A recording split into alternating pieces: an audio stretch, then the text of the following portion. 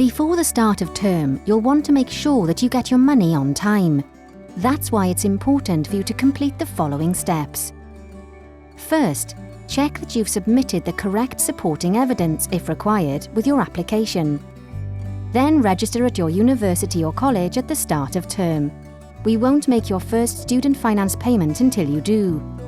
Also, make sure we have your up-to-date bank account details. The easiest way to do this is by logging onto your account. Your account will also show your payment dates and application. Your tuition fee loan will be paid in 3 instalments, directly to your university or college. Grants and loans will also be paid at the same time throughout the academic year. These will go directly into your bank account. You should allow a few working days for the funds to be paid into your bank account. It's that easy.